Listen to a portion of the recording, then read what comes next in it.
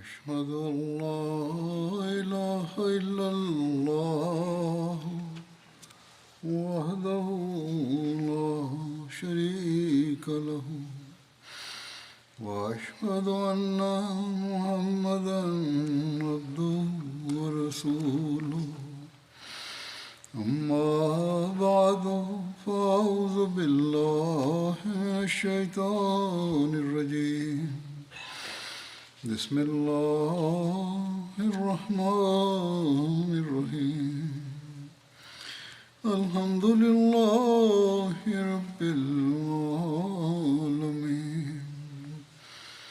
الرحمن الرحيم مالك يوم الدين إياك نعبد وإياك نستعين اهدنا الصراط المستقيم صراط الذين أنعمت عليهم غير المغضوب عليهم ولا الضالين.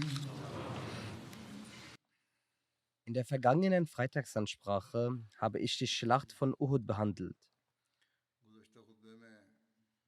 Hazrat Muslim Maud Anhu hat darüber eine kurze Abhandlung verfasst, die ich jetzt präsentieren werde. Als das Heer der Ungläubigen das Schlachtfeld von Badr verließ, kündigten sie an, im kommenden Jahr erneut Medina anzugreifen und Rache an den Muslimen für ihre Niederlage zu üben. Ein Jahr später kamen sie vollständig vorbereitet für einen erneuten Angriff auf Medina zurück. Die Wut der Mekkaner war nach der Schlacht von Badr so immens, dass sie verkündeten, niemandem zu erlauben, um ihre Toten zu trauern. Und sämtliche Einnahmen aus Handelskarawanen werden für die Vorbereitung der nächsten Schlacht verwendet werden. Nach intensiver Vorbereitung führte Abu Sufyan ein Heer von über 3000 Kämpfern an, das sich auf den Angriff gegen Medina vorbereitet hatte.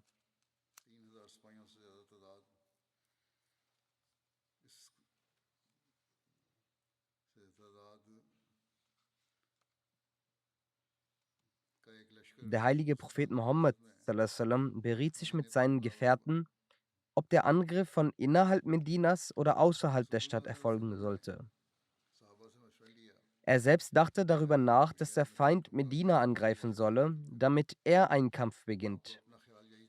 Und damit die Muslime sie dann aus ihren Häusern heraus leicht bekämpfen können.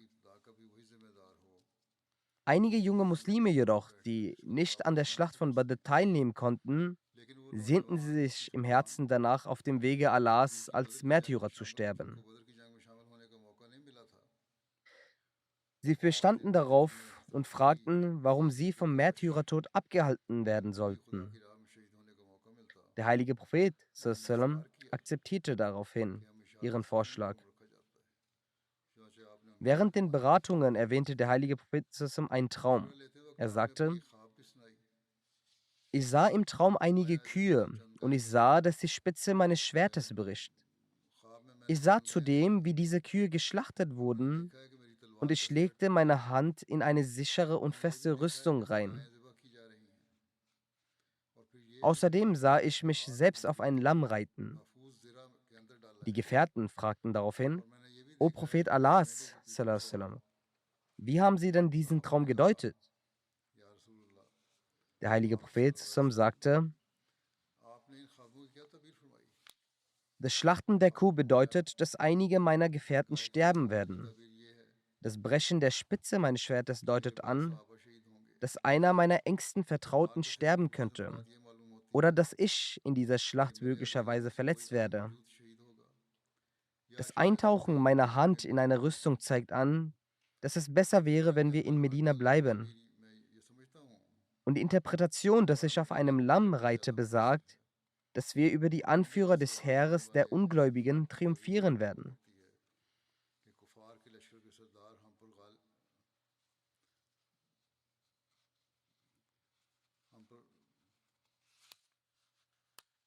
Das heißt, dass wir über die Anführer der Gläubigen triumphieren werden, dass wir sie besiegen werden und sie durch die Muslime getötet werden.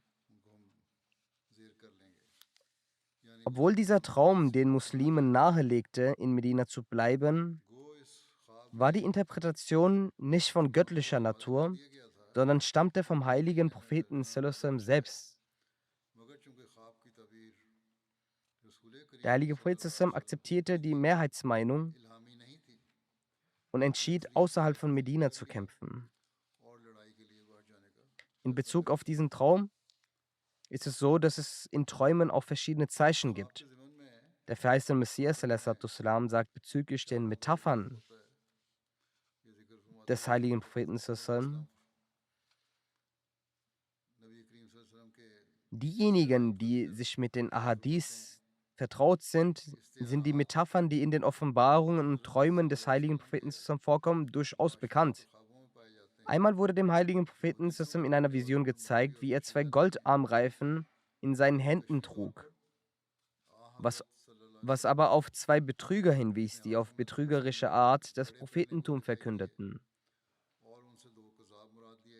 Ein anderes Mal wurde ihm in Offenbarungen und Träumen gezeigt, wie Kühe geschlachtet wurden, was auf die Gefährten hindeutete, die in der Schlacht von Uhud ums Leben kamen. Ähnliche Gleichnisse finden sich auch in den Offenbarungen anderer Propheten wieder. Obwohl ihnen etwas Offensichtliches gezeigt wurde, verbarg sich dahinter eine andere Bedeutung. Somit ist es nichts Ungewöhnliches, dass in den Visionen und Worten der Propheten Metaphern und eine bildhafte Sprache verwendet werden.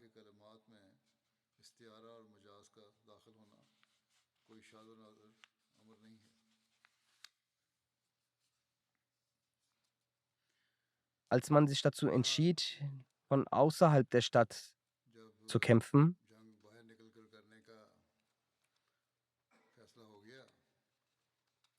befahl der heilige Prophet sallam, die Gefährten sich vorzubereiten.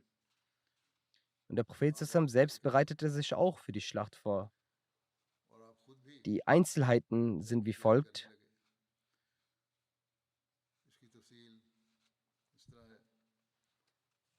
Der heilige Prophet sallam vermochte es nicht, außerhalb der Stadt zu kämpfen, aufgrund des Traumes. Doch als die Menschen darauf beharrten und es durchgehend taten, nahm der Prophet sallam ihre Meinung an und akzeptierte das. Der Prophet sallam leitete das Freitagsgebet und gab ihnen einige Weisheiten. Er sagte: Kämpfet mit vollem Eifer. Und der Prophet sallam gab ihnen die frohe Kunde: wenn ihr Menschen mit Geduld handelt, dann wird Allah euch mit Erfolg krönen. Dann befahl der heilige Prophet sallam, den Menschen, sich für den Krieg vorzubereiten. Als die Anwesenden dies hörten, waren sie sehr erfreut. Danach verrichtete der heilige Prophet mit allen Anwesenden das Asr-Gebet. Bis dahin waren noch mehr versammelt, die aus Qurvajat kamen. Dann ging der heilige Prophet zusammen mit Hazrat Abu Bakr und Hazrat Umar zu sich nach Hause.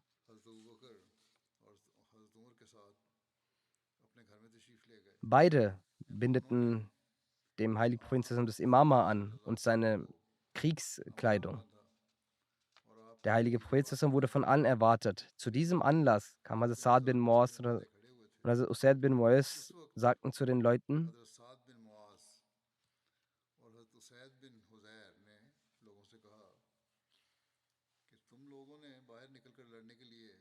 Ihr habt den Gesandten Allahs gegen seinen Willen dazu gebracht, gegen den Feind auszurücken. Es ist immer noch besser, dass ihr die Angelegenheit ihm überlässt. Welche Anordnung er auch immer erteilt und was auch immer seine Ansicht sein mag, ist zu eurem Wohl. Gehorcht ihm darum. Als der heilige Prophet sallam hinauskam, trug er seine Kampfrüstung. Er trug 2 Rüstungen aufeinander. Die Rüstungen hießen Sato Fusul und Fizza. Satul Fusul war jene Rüstung, die ihm Hazrat Sa'd bin Ubadah gegeben hatte, als der heilige Prophet sich zur Schlacht von Badr begab. Es war auch genau diese Rüstung, die sich zum Zeitpunkt seines Todes bei einem Juden als Pfand befand. Dann holte sich Hazrat Abu Bakr diese Rüstung zurück. Also er zahlte Geld und nahm sie wieder zurück. Der heilige Prophet sallam trug auch ein Schwert bei sich und einen Rückenköcher. In einer Überlieferung steht, dass der Prophet sallam auf seinem Pferd namens Sakab saß. Er trug einen Bogen um sich und hatte einen Speer in der Hand. Wie dem auch sei, es ist möglich, dass beide Szenarien geschahen. Viele verschiedene Leute sahen es ja. Als der heilige Prophet sallam mit Waffen ausgerüstet aus seinem Haus herauskam, wurde ihm mitgeteilt, dass Malik bin Amr Najari verstorben ist und dass sein Leichnam zur Verrichtung des Totengebets an die vorgesehene Stelle gelegt worden ist. Dann leitete der heilige Prophet sallam sein Totengebet, bevor sie aufbrachen. Zu diesem Zeitpunkt sagten die Leute zu ihm: O Gesandter Allahs, sallam, wir beabsichtigen nicht, ihrer Meinung entgegenzuhandeln oder sie zu etwas zu zwingen. Handeln Sie deshalb gemäß dem, was Sie für angemessen halten. In einer weiteren Überlieferung heißt es, dass sie sagten: Wenn Sie nicht bevorzugen, außerhalb der Stadt zu kämpfen, dann bleiben wir hier. Der Prophet sallam erwiderte: Für einen Propheten ist es nicht erlaubt, seine Rüstung abzulegen, wenn er sie einmal angelegt hat, solange Allah nicht zwischen ihm und seinem Feind entschieden hat. In einer anderen Überlieferung finden sich die folgenden Worte wieder: Solange er sich nicht in den Kampf angetreten ist. Die Vorbereitungen des heiligen Propheten und die Einsicht der Gefährten in Bezug auf ihren Fehler erwähnend, hat Hazrat Mirza Bashir Ahmad Sahib Folgendes geschrieben: Der heilige Prophet ging in sein Haus zurück, wo er mit Hilfe von Hazrat Abu Bakr und Hazrat Umar seinen Turban wickelte und die Schutzbekleidung anzog. Dann nahm er die Waffen und ging im Namen Allahs nach draußen. Doch in der Zwischenzeit wurden sich die jugendlichen Gefährten über ihren Fehler bewusst, nachdem ein paar andere Gefährten ihnen es erklärt hatten, dass sie gegenüber der Meinung des Gesandten Allahs nicht auf ihre eigene Meinung beharren sollten. Als ihnen der Fehler bewusst wurde, empfanden die meisten von ihnen Scham und Reue. Als diese den heiligen Propheten zusammen sahen, wie er mit Waffen ausgestattet und einen Helm und Rüstung tragend hinauskam, schämten sie sich so umso mehr. Und fast alle sagten zusammen: O Gesandter Allahs, uns ist ein Fehler unterlaufen. Wir haben Ihrer Meinung gegenüber auf unserer Meinung beharrt. Handeln Sie doch gemäß dem, was Sie für angemessen halten. Inshallah werden darin Segnungen liegen. Der heilige Prophet sallam sagte: Es steht unter der Würde eines Propheten, dass er seine Waffen ablegt, nachdem er sie aufgegriffen hat, bevor Gott selbst eine Entscheidung getroffen hat. Geht nun im Namen Allahs, wenn ihr Geduld aufzeigt, dann seid vergewissert, dass die Hilfe Allahs des Allmächtigen mit euch sein wird. In diesem Kontext erklärt Hazrat Muslim anhu: Als der Prophet zusammen herauskam, hatten sich die Jugendlichen in ihren Herzen geschämt. Und sie sagten: O Gesandter Allahs, Ihr Vorschlag ist der richtige. Wir sollten den Feind aus Medina heraus bekämpfen. Doch der Prophet antwortete: Wenn der Prophet Gottes einmal seine Rüstung angelegt hat, legt er sie nicht mehr ab. Was nun auch immer passiert, wir werden nun weiter vorangehen. Wenn ihr Geduld beweist, werdet ihr die Hilfe Gottes bekommen.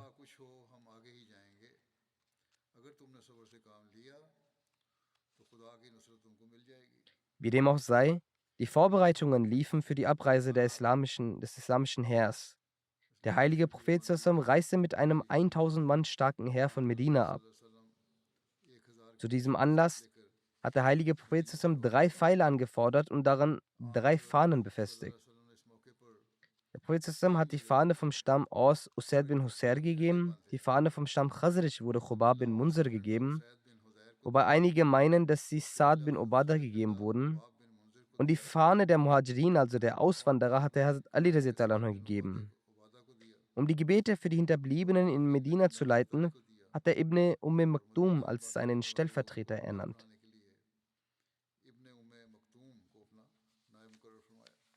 Danach bestieg der Prophet sallam sein Pferd Sakab. hängte seinen Bogen um seinen Hals und nahm den Pfeil in seine Hand. In einer Überlieferung heißt es, dass am Tag der Schlacht von Uhud die Muslime 2 Pferde hatten. Ein Pferd namens Sakab war beim heiligen Propheten zusammen und das andere Pferd war bei Hazrat Abu Burda und hieß Muneva.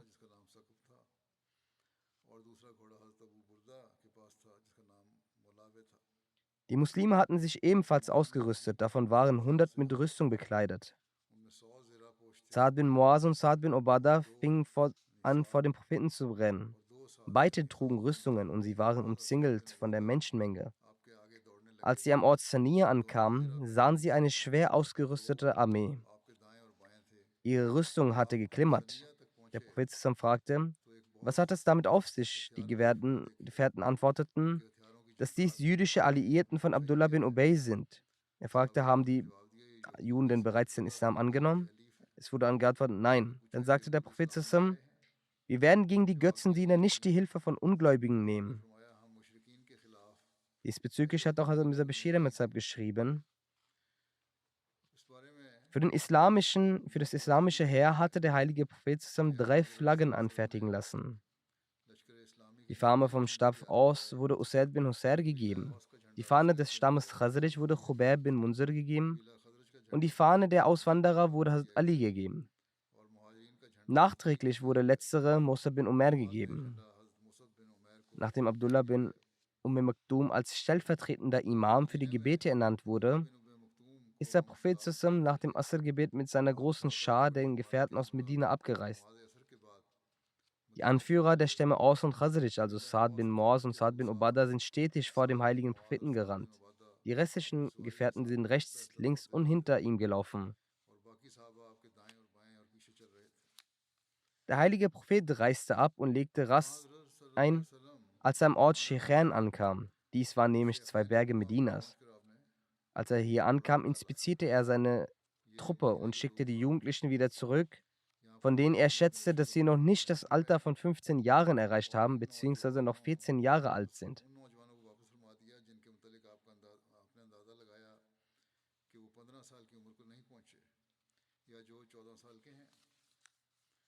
Imam Shafi schreibt dazu, dass er die 17-, 14-Jährigen zurückgeschickt hat, die ihm vorgebracht wurden. Es wurden auch 15-jährige Jungs hervorgebracht. Ihnen hat er die Erlaubnis erteilt, teilzunehmen. Diejenigen, die aufgrund ihrer Minderjährigkeit zurückgeschickt wurden, waren eifrig und leidenschaftlich. In einigen Überlieferungen findet man auch ihre Namen. Abdullah bin Umar, Zaid bin Sabit, Usama bin Zaid, Zaid bin Arkam, Bara bin Azib, Usaid bin Zuhair, Arawa bin Aus, Abu Said Khuzri, Aus bin Sabit, Saad bin Bahir, Ibn Muawiyah Bajalli, Said bin Habta. Habta war der Name seiner Mutter. Saad bin Uqayb, Zaid bin Jariya, Jabir bin Abdullah. Dies ist jedoch nicht der Jabir bin Abdullah, von dem die Ahadith überliefert wurden. Er ist jemand anderes. Dann Rafi bin Khatij und Sumra bin Jund.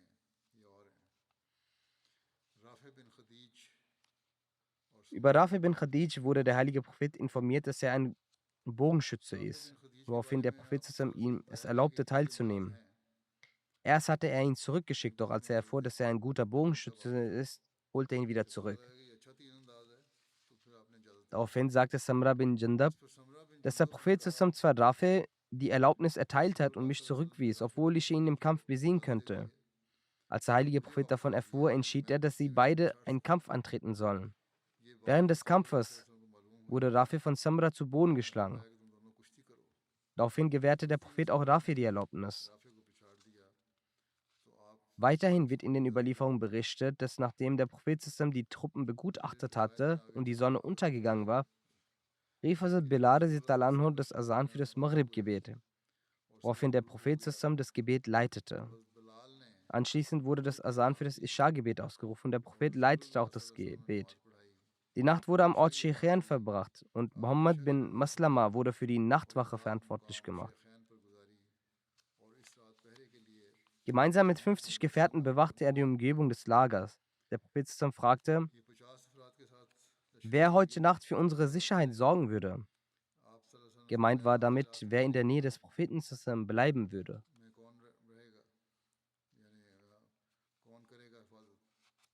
Zakwan bin Abdiqas stand auf, erhob sich mit seiner Ausrüstung und einem aus Leder gefertigten Schutzschild und er bewachte den heiligen Propheten zusammen.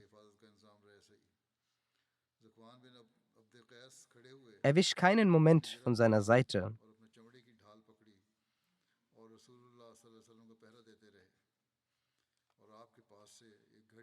Der heilige Prophet ruhte sich bis zur Sadi-Zeit aus.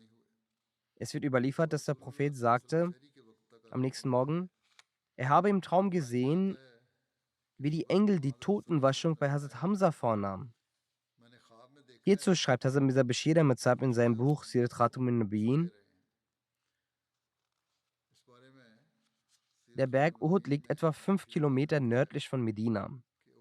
Auf halbem Weg hielt der heilige Prophet an einem Ort namens Sheikhain an und ordnete eine Inspektion der muslimischen Armee an. Minderjährige, die gekommen waren, um am Dschihad teilzunehmen, wurden zurückgeschickt. Unter ihnen war Abdullah bin Umar, Usama bin Zaid, Abu Said Khudri. Alle wurden zurückgeschickt. Rafi bin Khatij war auch unter ihnen. Doch weil er ein guter Bogenschütze war, wurde er zurückgerufen. Aufgrund dieser guten Eigenschaft legte sein Vater eine Fürbitte vor dem heiligen Propheten zusammen ein, dass er mitkommen kann. Der heilige Prophet zusammen blickte zu Rafi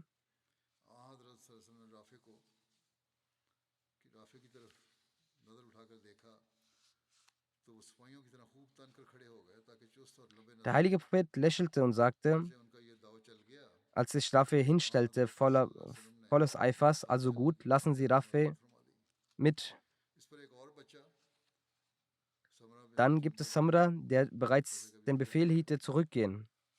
Er sagte, wenn Rafi die Erlaubnis hat, dann soll auch mir die Erlaubnis gegeben sein, weil ich stärker als Rafi bin und ihn in einem Kampf besiegen würde. Der Vater war überglücklich über die Aufrichtigkeit seines Sohnes. Vater und Sohn präsentierten sich selbst vor dem heiligen Propheten und der Vater legte den Wunsch seines Sohnes dar. Der heilige Prophet zusammen lächelte und sagte, also gut, lassen Sie Rafi und Samra gegeneinander ringen, damit wir feststellen können, wer von beiden stärker ist. Als der Ringkampf stattfand, ergriff Samra Rafi in einem ersten Moment und warf ihn im Handumdrehen zu Boden. Der heilige Prophet erteilte dann auch Samra die Erlaubnis mitzukommen, wodurch das Kind überaus glücklich wurde. Als der Abend anbrach, kam Hazrat Bilal und rief das Asan aus. Und alle Gefährten verrichteten ihre Gebete hinter dem heiligen Propheten. Dann schlugen die Muslime ihre Nachtlager in diesem Ort an. Der heilige Prophet ernannte Muhammad bin Maslama dazu, eine Nachtwache zu arrangieren. Mit einer Gruppe von 50 Gefährten umkreiste er die muslimische Armee und stand die ganze Nacht Wache.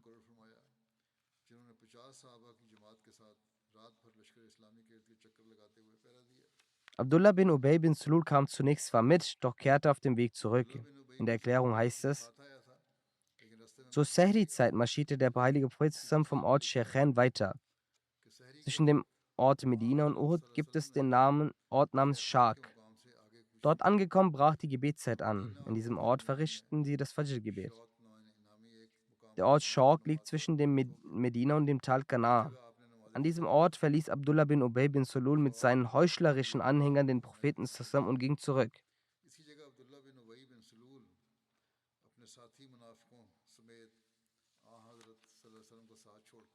Die Anzahl seiner Anhänger betrug 300, welche allesamt von den Heuchlern waren.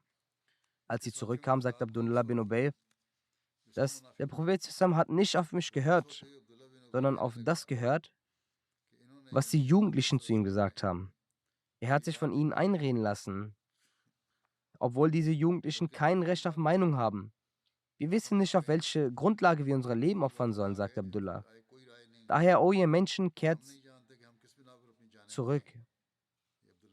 Nach dem Befehl des Anführers der Heuchler ließen alle Heuchler die Muslime allein zurück.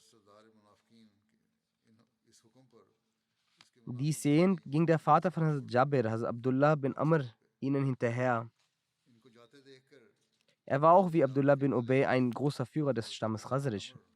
Er sagte zu den Zurückgehenden: Bei Gott, ist es für euch angemessen, dass ihr gegenüber eurem Propheten und eurem Volk verräterisch seid, obwohl der Gegner mit all seiner Kraft ihnen gegenübersteht? Diese antworteten: Wenn wir gewusst hätten, dass ihr in einer Schlacht geht, wären wir erst gar nicht mit euch gekommen. Wir dachten, es würde nicht zu einer Schlacht kommen. Somit erklärten sie in deutlicher Form, dass sie sich zurückziehen, obwohl sie sich augenscheinlich für den Krieg sehr stark vorbereitet hatten. Daraufhin sagte Abdullah bin Amr: O ihr Feinde Allahs, möge Gott euch vernichten. Schnell wird er seinen Propheten dazu führen, dass er euch nicht mehr brauchen wird. In einer Überlieferung heißt es, Allama ibn Joshi schreibt, dass als der Stamm Banu Salma und Banu Harsa den Verrat von Abdullah bin Ubay sahen, dachten diese auch über den Rückzug nach. Die beiden Stämme besetzten den Flügel des Heeres. Doch dann beschützte Allah diese beiden Stämme vor dieser Sünde und sie begruben ihre Idee des Rückzugs. Daraufhin offenbarte Allah den folgenden Vers: Ishammat taifatani minkum antafshala wallahu waliyuhuma walillahi falyatawakkalil mu'minin.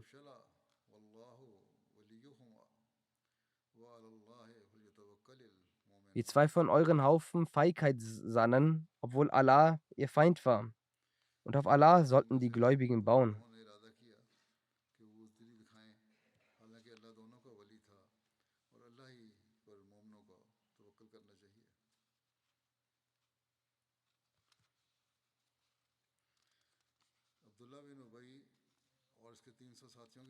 Der Verrat von Abdullah bin Ubay und seinen 300 Anhängern sorgte dafür, dass sich beim heiligen Propheten zusammen nur noch 700 Muslime befanden. Als Abdullah bin Ubay wegging, sagten die Gefährten zum Propheten zusammen: O Prophet Allah, sollen wir nicht die Hilfe der Juden, die auf unserer Seite sind, in Anspruch nehmen? Dabei bezogen sie sich auf die Juden in Medina und wahrscheinlich auf die Juden des Stammes Banu Qurayza, denn die Juden von Banu Qurayza waren Verbündete von Sa'd bin Mu'az, der Anführer des Stammes der Aus war. Über Hazrat Sa'd sagen einige Gelehrte, dass er denselben Status unter den Ansar hatte wie Hazrat Abu Bakr unter den Muhajirin. Auf die Frage der Ansar antwortete der heilige Prophet lediglich: Wir benötigen ihre Hilfe nicht. Hierüber schreibt Hazrat Mirza Bashir Ahmad Sahib: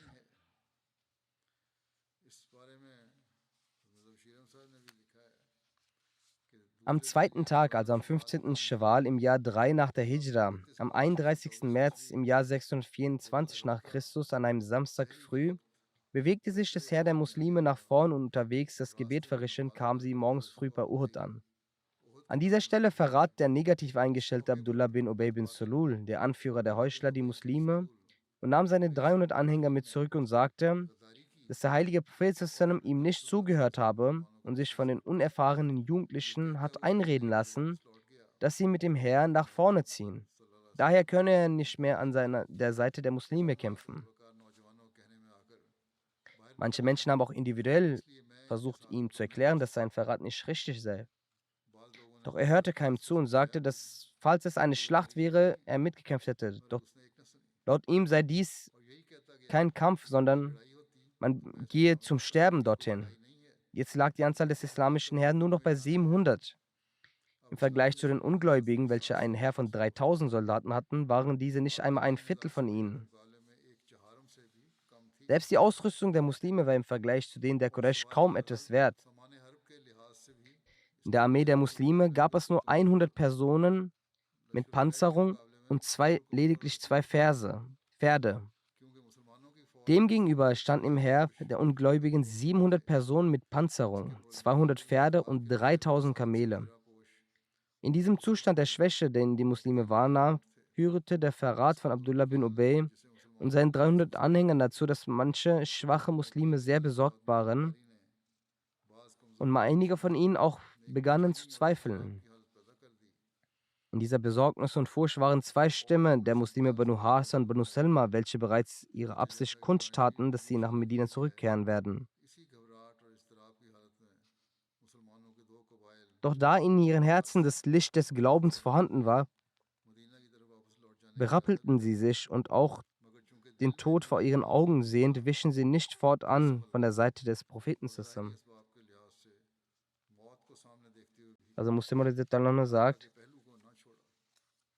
der heilige Prophet brach mit einer Armee von 1000 Mann aus Medina auf und machte nach kurzer Reise Halt, um die Nacht dort zu verbringen. Der heilige Prophet hatte immer die Art, dass er, wenn er zum Feind ankam, seiner Armee die Möglichkeit ging, etwas sich auszuruhen und sich vorzubereiten. Als er nach dem Morgensgebet rausging, wurde ihm klar,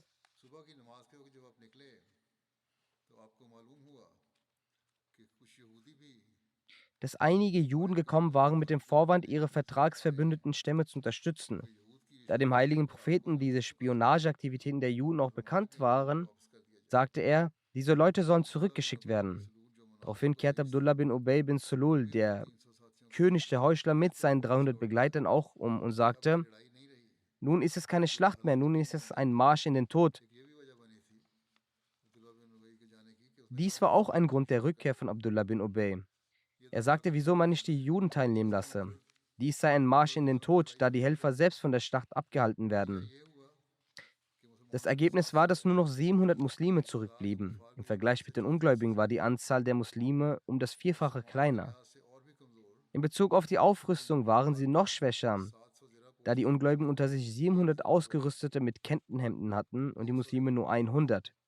Unter den Ungläubigen waren 200 Reiter, bei den Muslimen lediglich 2 Pferde. Als der heilige Prophet mit seiner Armee Banu Harsa erreichte, wackelte ein Pferd eines Gefährten mit seinem Schwanz, der sein Schwert berührte. Er nahm eine Gefahr wahr und zog sofort sein Schwert.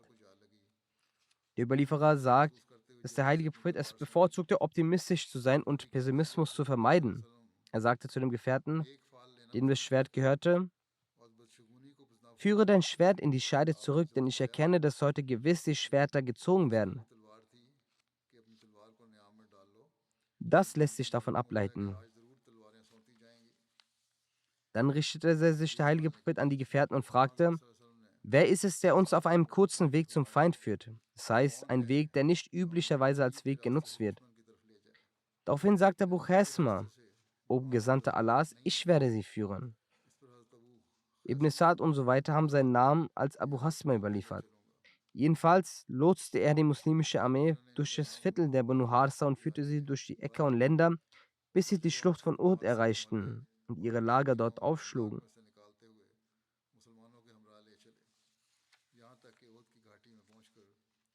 Der heilige Prophet schlug sein Lager so auf, dass er den Berg Uhud auf der Hinterseite hatte und die Stadt Medina auf der Vorderseite. Hier hielt der Prophet zusammen eine Ansprache an die Muslime. Die Muslime bildeten am Fuße des Berges von Uhud eine Reihe. Die Zeit für das Fajr-Gebet an diesem Samstag näherte sich und die Muslime konnten die Muschrikin bereits sehen. Also Bilal rief den Gebetsruf aus und sprach das Iqamat. Der heilige Prophet sallam leitete die Gefährten im Morgengebet. Mohammed bin Aslam überliefert, dass der heilige Prophet sich erhob und sich an die Menschen richtete und sagte, O Leute, ich vermachte euch jene Sache, die mir Gott in sein Buch vermacht hat, ihm zu gehorchen und sich von seinen verbotenen Dingen fernzuhalten. Ihr seid am heutigen Tag auf Stufe der Belohnung. Wer dies in Erinnerung behält und sich selbst darauf mit Geduld, Gewissheit und Entschlossenheit vorbereitet, für all diese Sachen, für die ihr heute gekommen seid, müsst ihr Geduld zeigen. Denn der Dschihad gegen den Feind ist eine arge und schwere Angelegenheit und es gibt nur wenige Menschen, die dafür Geduld zeigen können, außer jene, die von Gott recht geleitet wurden. Denn Allah ist mit jenen, die gehorsam sind. Satan ist hingegen mit denjenigen, die Allah nicht gehorchen. Also beginnt eure Handlungen in Geduld mit dem Dschihad und sucht durch sie die Verheißung Allahs. Euch sind jene Aufgaben eine Pflicht, die ich euch auflege, denn ich bin der Wächter eurer Rechtsleitung. Zweifelsohne sind Streitereien und Auseinandersetzungen Merkmale von Schwäche. Allah mag sie nicht. Es sollte keine Zwiespälte geben. Allah gewähre daraufhin keine Unterstützung, keinen Erfolg. O Leute, diese Sache wurde mir in Herzen eingelegt. Wer sich einer unerlaubten und illegalen Sache schuldig macht, Allah distanziert sich von jeder Person. Allah mag diese Person nicht, die eine illegale Sache begeht. Derjenige, der sich für Allah von dieser Haram, also unerlaubten Sache fernhält, Allah wird ihm seine Sünden vergeben. Und derjenige, der einmal ein Segensgebet für mich spricht, dann werden Gott und seine Engel für ihn 10-mal Segensgebete sprechen. Derjenige, der mit einem Muslim oder einem Kafir sehr gut umgeht, seine Belohnung liegt in der Verantwortung Gottes. Er wird auf Erden schnell erlangen und zur Endzeit verzögert. Derjenige, der an Gott und an den jüngsten Tag glaubt, für ihn ist das Jumma eine Pflicht. Ausgenommen davon sind Kinder, Frauen, Kranke oder Sklaven. Wer sich von ihm abwendet, Allah wird sich von ihm abwenden. So hat er den Rat erteilt und vielleicht auch deshalb, weil es ihm im Traum aufkam, wie die Muslime sich verhalten sollten. Dann sagte der Prophet zusammen: Allah ist unabhängig, genügsam und besonders gelobt. Und die Taten, über die ich wusste, dass diese euch Allah näher bringen werden, habe ich euch befohlen. Und jede Tat, von der ich in Kenntnis war, dass diese euch die Hölle näher bringen wird, davon habe ich euch abgehalten. Und der Engel Gabriel hat es mir im Herzen offenbart, dass keine Seele sterben wird, solange diese nicht all ihre Mittel zum Unterhalt erlangen wird. So wird in sein Mittel der Versorgung keine Minderung gemacht werden, auch wenn sie die Mittel zum Unterhalt später bekommt. Allah belohnt jede Tat und hier sind alle Mittel des Unterhalts gemeint. Befürchtet euren Herrn und auf der Suche von den Mitteln des Unterhalts schlagt ihr den mittleren Weg ein. Und wenn ihr die Mittel des Unterhalts später bekommt, so sollte es euch nicht dazu führen, dass ihr es im Ungehorsam Allah sucht. Seid beständig in der Suche nach guten Taten, hoher Moral und nach reinem Mittel des Unterhalts. Denn die Sache, die bei Allah ist, so kann dieser nur dann Herr werden, wenn man Gott gehorcht. Allah hat euch das Verbotene und Erlaubt offenkundig erklärt, aber dazwischen diesen beiden Sachen gibt es auch viele unklare Dinge, worüber viele Menschen keine Kenntnis haben. Aber wenn Allah beschützt, nur der weiß es. Wer davon ablässt, wo wird er seine Ehre und seinen Glauben beschützen? Und wer in falschen Dingen sich einlässt, so wird er wie der Hirte sein, der in der Nähe von der Weide ist. Und es liegt nahe, dass er darin gehen wird. Und jeder König hat eine verbotene Weide. So hört, zweifelsohne ist die Weide Allah seine verbotene Dinge. So schützt euch davor, was offenkundig verboten ist. Und die Gläubigen sind unter allen Gläubigen solche, so wie der Kopf im Körper ist. Wenn man Schmerzen im Kopf hat, dann spürt man Schmerz im gesamten Körper. Wenn die Muslime diese Dinge heute noch in Erinnerung behalten, so hätte kein Feind die Kraft, diese auch nur mit einem demütigen Blick anzuschauen. Wenn die Muslime das heute noch berücksichtigen würden, hätte kein Feind den Mut, sich dagegen zu stellen. Der erste Khalif sagt, die Schlacht von Uhud. Die Feinde gingen von Mekka nach Medina. Am Tag der Schlacht von Uhud, jenes Kriegsgerät, welches Abu Sufyan von Syrien geholt hatte und für den Vorbereitungen aufhalten der heilige Prophet bis nach Badr reisen musste, worin die Kraft des Unglaubens zerstört wurde, so wurden diese Sachen für den Kampf gegen die Muslime gesammelt. Der heilige Koran hat im folgenden Vers darauf und auf diejenigen hingewiesen, die es ausgeben.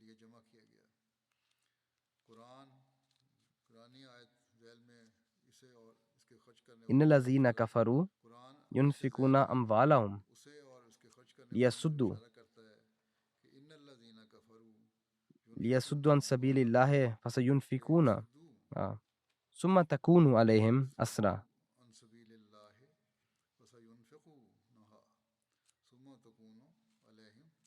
Die Ungläubigen geben ihr Gut weg von Allahs wegzuhalten. Sie werden wahrlich fortfahren und es wegzugeben. Dann aber wird er ihre Reue erreichen.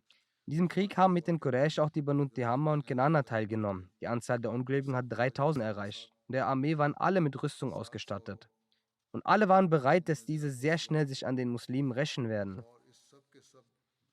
Dort diese ausgestattete Armee der kleinen Stämme unter der Führung von Abu Sufyan im Nordosten von Medina an einem vorgesehenen Ort in einem festen Graben Stellung bezogen.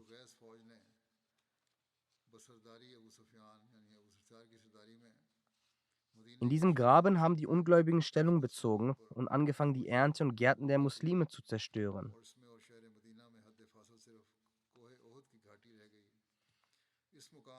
So waren die Gefährten darüber sehr wütend, und der Beistand für den Islam wurde zu einem Grund der Rache.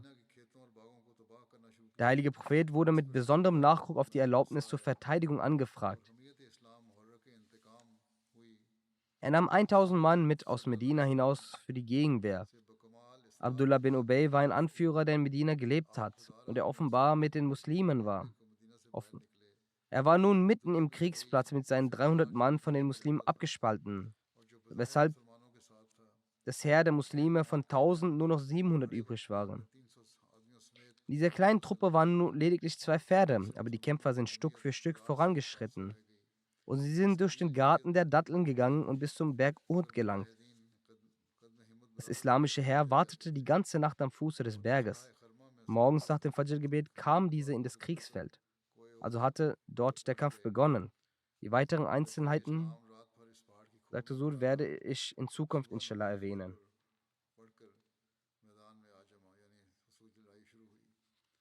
Ich appelliere immer wieder dazu, für Palästina zu beten. Beten Sie stets weiter für sie. Nach dem Ende der kürzlichen Waffenruhe geschieht genau das, was befürchtet wurde. Die israelische Regierung bombardiert und attackiert jeden Bezirk Gazas noch viel heftiger als zuvor. Unschuldige Kinder und Zivilisten werden zu Märtyrern. Kürzlich hat sogar ein Kongressabgeordneter der Vereinigten Staaten, der selbst wahrscheinlich Jude ist, seine Stimme gegen diese Taten erhoben. Er forderte, es reicht jetzt, die Vereinigten Staaten müssen ihre Rolle im Hinblick auf einen Waffenstillstand wahrnehmen. Der Präsident der Vereinigten Staaten hat nun auch angedeutet, dass der Beschuss nun beendet werden müsse. Das Bombardement müsse aufhören, das im Norden und Süden gleichermaßen geschieht.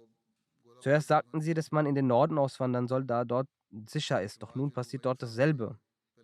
Jedenfalls basiert die Aussage des amerikanischen Präsidenten nicht auf menschliches Mitgefühl. Wir sollten hierbei keinen Irrtum erliegen. Die Aussage dient auch nur seinem eigenen Interesse. In Amerika finden bald die Wahlen statt und die Reaktion der Jugendlichen dort fordern ein Kriegsende. Genauso rufen die muslimisch-amerikanischen Bürger dazu auf. Demnach tun sie all dies nur, um die Stimmen für die Wahlen zu gewinnen. Sie hegen keinerlei Mitgefühl mit den Palästinensern oder den Muslimen. Dann gibt es die muslimischen Länder.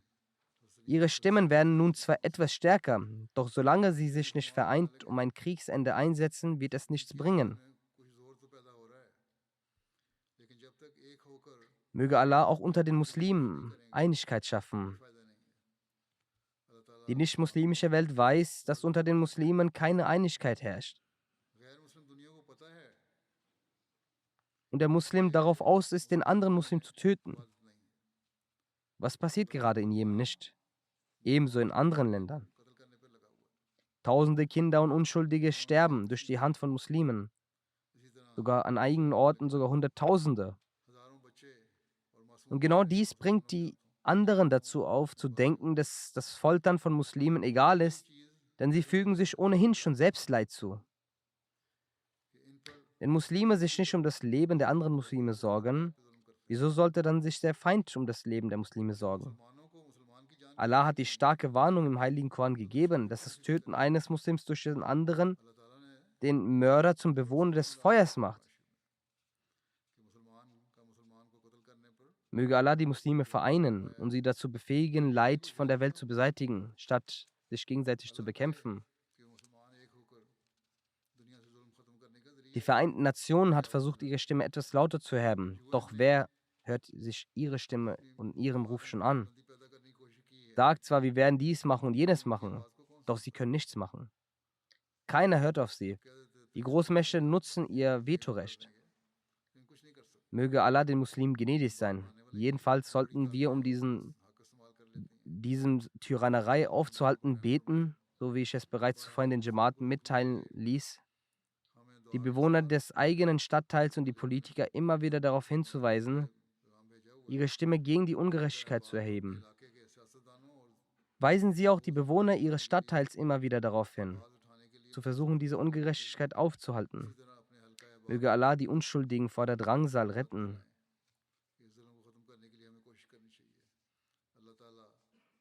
Nach dem Freitagsgebet werde ich auch 2 Totengebete leiten. Das erste ist von der ehrenwerten Frau Masuda Begum, Ehefrau von Herrn Gamal Akbal aus Holland.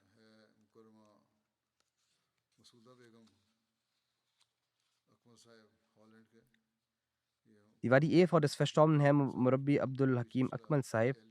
Sie ist in den vergangenen Tagen verstorben. Ihr Großvater mütterlicherseits Herr Mir Abdul Samar Sahib und Urgroßvater mütterlicherseits Hazrat Mir Fateh-Din Sahib Sekwan waren aus Qadian, beide Gefährten des verheißenen Messias Islam. Die Verstorbene war eine lange Zeit mit ihrem Ehemann im Dienste des Glaubens aktiv in Holland. 1957 ist Herr Akmal Sahib gemäß den Anweisungen von Hazrat Muslim zum ersten Mal nach Holland gereist und seine Frau war nicht mit ihm dabei. Sie ist erst im Jahre 1969 gegangen. Dann sind sie wieder zurückgekehrt. Dann ist sie im Jahre 1986 erneut gegangen. In ihrem Eheleben hat sie ungefähr 15 Jahre ohne ihren Ehemann verbracht, der als Murabbi Silsila im Ausland war.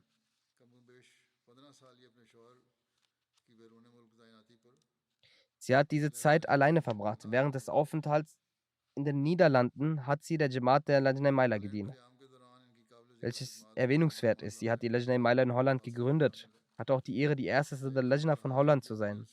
Sie hatte eine aufrichtige und treue Beziehung zum Khilafat, war eine sehr aufrichtige Frau in Bezug auf die Gottesdienst und eine Musia. Sie hinterlässt 3 Söhne und eine Tochter. Und sie alle dienen auf die eine oder andere Art der Ahmadiyyat mit großer Hingabe. Der eine Sohn war Sadr Ansarullah und dieses Jahr ist der andere Sohn dafür auserwählt worden. Und sie sind auch in anderen Diensten tätig. Möge Allah ihr vergeben und Barmherzigkeit erweisen, ihre Ränge erhöhen und den Kindern die Kraft geben, die Wohltaten fortzuführen. Als zweites geht es um Master Abdul Mujib Sahib Waqf für Zindagi. Er war Lehrer in Rabwan der Talimul High School. In den vergangenen Tagen, nachdem er in die Rente gegangen ist, war er in Kanada, wo er dann verstorben ist. Inna lillahi wa inna ilaihi raji'un.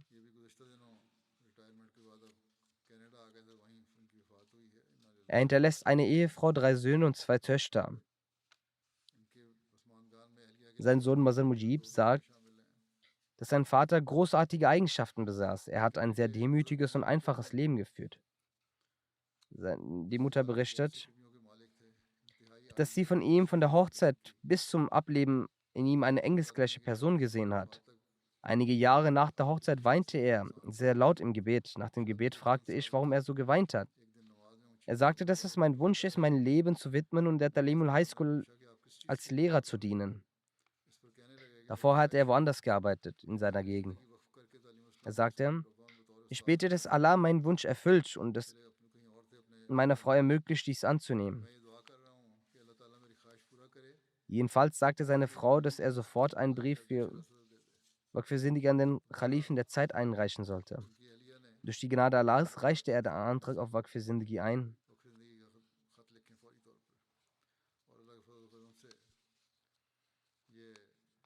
Das war in der Ära von Hazrat Muslim anhu. Er nahm diese Bitte an und wurde daraufhin nach Rabwa versetzt. Sobald er sein Einkommen erhalten hatte, ging er als erstes zum Sekretär Mal und gab ihm sein Gender. Dann gab er den Restbetrag an die Familie ab. Nach der Ankunft in Rabwa lebte er unter äußerst schweren Umständen und beschwerte sich nie. Er äußerte nie den Wunsch nach weltlichen Dingen. Er wies seine Geschwister immer dazu an, die Gebete rechtzeitig zu verrichten und mit der Gemeinde und dem Khilafat immer verbunden zu bleiben. Damals war der finanzielle Status der Gemeinde auch nicht so wie heute. Es gab große Schwierigkeiten. Nichtsdestotrotz lebte er mit großer Geduld. Als ich selbst in der Schule war, kam er als Lehrer. Ich habe gesehen, dass er nicht nur die Worte des Kindes sind, dass der Sohn seinen Vater gelobt hat, sondern er besaß diese Tugenden wirklich. Auch Nicht-Ahmadis waren von ihm beeindruckt. Im Jahre 1985, nachdem die Regierung ihn befördert hatte, nach den Jahren 83 oder 84 vielleicht, wurden die Schulen verstaatlicht. Damals blieb er an der Schule. Er verbrachte einige Zeit an der Pashto High School und wurde 1985 zum Leiter befördert und zur Islami High School Behra als Headmaster geschickt. Der dortige stellvertretende Leiter, der auch der Imam der Jamia-Moschee war, und äußerlich schien es so, als würde er ihm gegenüber aufgrund seiner Zugehörigkeit zu Ahmadiyyat feindlich sein, doch wegen seines Anstands respektierte er ihn aufs Äußerste. Er trat ihm gegenüber mit äußerster Höflichkeit auf. Der Erzähler berichtet, eines Tages hörte ich den anderen Lehrer sagen, dieser Mensch besitzt Qualitäten eines Engels, obwohl er ein Qadiani ist. Auf diese Weise übte er also auch ein stilles Predigen und hatte auch einen Effekt auf die Gegner. Oft kamen seine Schüler ihn besuchen und erzählten ihm, wie waren ihre Schüler. Er zeigte den meisten Stolz den Schülern gegenüber und erwähnte die auch, die ihre Leben dem Weg Gottes gewidmet haben und Waqf gemacht haben, und erzählte es mit großer Freude, dass die und die Person oder Waqf Sindagi war einst mein Schüler. Er zeigte Waqfin Sindagi gegenüber große Hochschätzung und Respekt. Möge Allah mit dem Verstorbenen gnädig und vergebend umgehen, seine Ränge erhöhen und auch seine Kinder dazu befähigen, seine Tugenden aufrecht zu erhalten.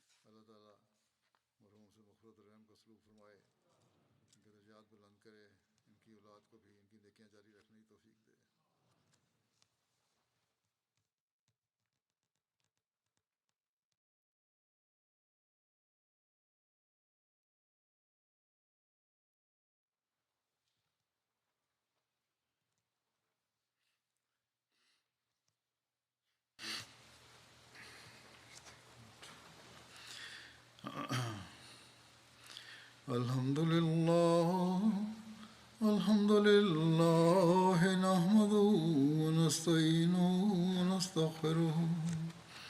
ونؤمن به ونتوكل عليه ونعوذ بالله من شرور أنفسنا ومن سيئات أعمالنا من يهده الله فلا مضل له ومن يضلل فلا هادي له ونشهد أن لا إله إلا الله ونشهد أن محمدا عبده ورسوله عباد الله رحمكم الله إن الله يأمر بالعدل والإحسان وإيتاء ذي القربى وينهى عن الفحشاء